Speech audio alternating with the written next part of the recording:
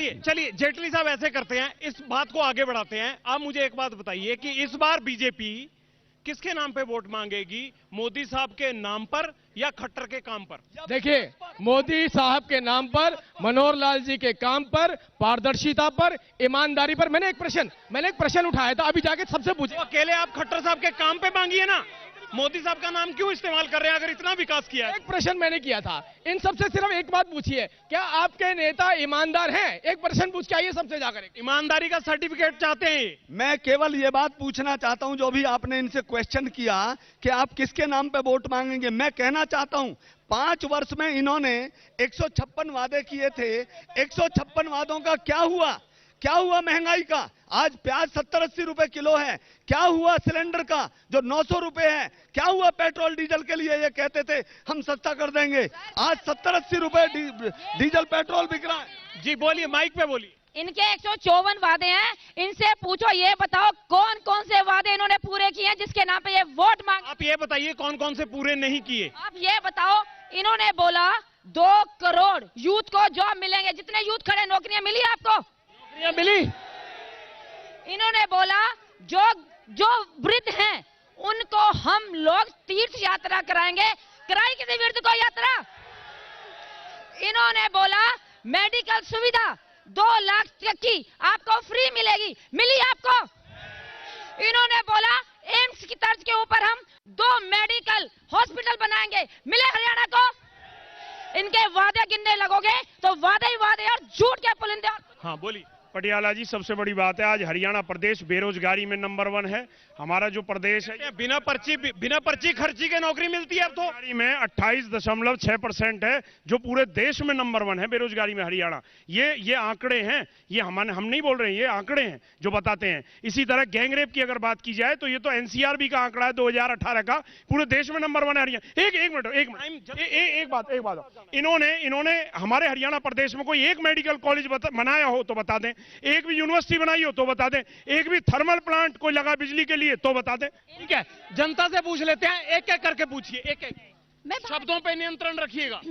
भाजपा के जो रिप्रेजेंटेटिव है, मैं उनसे पूछना चाहती हूँ, कब तक इन नेशनल मुद्दों को भुनाते रहेंगे? धारा 370, हिंदू मुसलमान, पाकिस्तान, कभी तो क्षेत्रीय मुद्दों पर बात कीजिए, कभी तो बात कीजिए बेरोजगारी का क्या हुआ?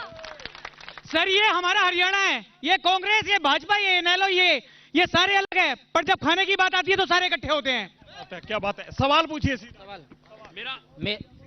मेरा सवाल, अभी हम नई सरकार चुनने के लिए यहाँ इकट्ठे हुए हैं, तो मेरा सवाल अभी बीजेपी जी, मतलब बीजेपी के प्रवक्ता हैं, कांग्रेस के वो हैं, इनसे मेरा सवाल ये है कि ये लोग अपनी लिस्ट जारी अभी तक नहीं कर रहे हैं। हम इनको जो वोट दें, बहुत सारे मुद्दे हैं सरकार के खिलाफ हैं, पुरानी सरकार के खिलाफ थे इसलिए नई सरकार चुनी, लेकिन अभी तक ये नहीं बता पा रहे हैं कि हम अगर यहाँ किन मुद्दों के ऊपर इलेक्शन लड़ रहे हैं या हमारा नेता कौन हो। नेता कौन हो ये पता नहीं लग रहा। सवाल पूछो। मेरा मैडम से चौटाला जी की पार्टी से सवाल है। इन्होंने ये जो हमारे यहाँ नरेंद्र भड़ाना जी है, अगर ये मैडम जीत जाते ये तो पार्टी नहीं बदल देंगी इनकी। ठीक है सवाल। ये वृद्धावस्था पेंशन कहाँ गई? उसका कहीं कुछ मांगते कहीं कुछ, वृद्धावस्था पेंशन नहीं मिल रही है। और दूसरी बात, ये राशन कार्ड कहाँ? राशन कार्ड भी नहीं बनते हैं। राशन कार्ड हम कांग्रेस चैनलों को इसलिए वोट दे कि पर्ची के आधार पर आईएएस ऑफिसर लगे जो देश और समाज का बेड़ा गर्क कर दे, या हम भाजपा को वोट दे ताकि काबिल बंदे को नौकरी मिले और समाज।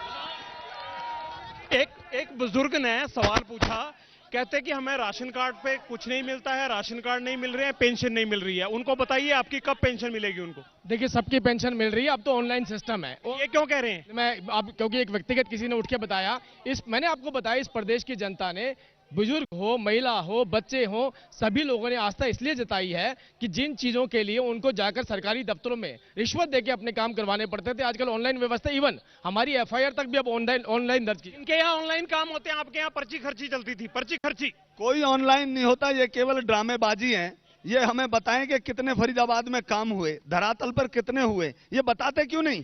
फरीदाबाद जहां पे कोई ये काम बताएं अपने। ये कह रहे लोग 0-0, क्या काम किए हैं इन्होंने?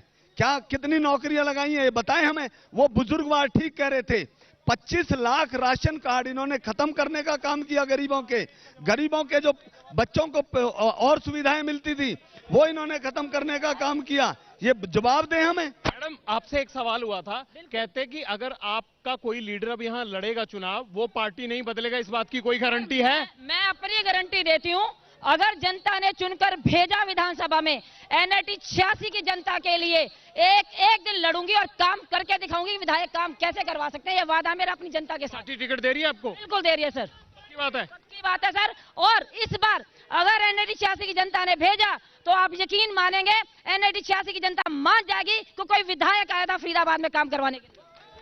पटियाला जी, आज हरियाणा की स्थिति है कि आपने भी किसानों की आत्महत्याएं तो देखी होंगी, पर हरियाणा में पहली बार एक बेरोजगार ने आत्मदाह किया, और वो भी मुख्यमंत्री खट्टर साहब के रथ के। ले ले टाइम्स कब में? आत्मदाह जैसी घटना कभी नहीं हुई, आत्मदाह जैसी घटना कभी नहीं हुई जो आशीर्वाद यात्रा में हुई।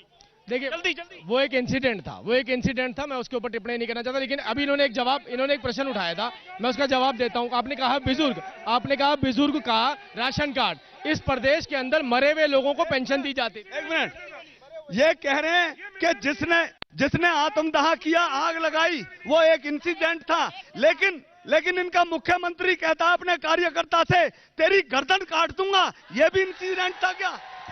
बहुत बहुत शुक्रिया फरीदाबाद की जनता का, बहुत बहुत शुक्रिया। कल होगी मुलाकात मेवात में, कौन बनेगा मुख्यमंत्री का कारवां आगे बढ़ता रहेगा। मुझे फरीदाबाद से दीजिए इजाजत, आप बने रहिए एबीपी न्यूज पर।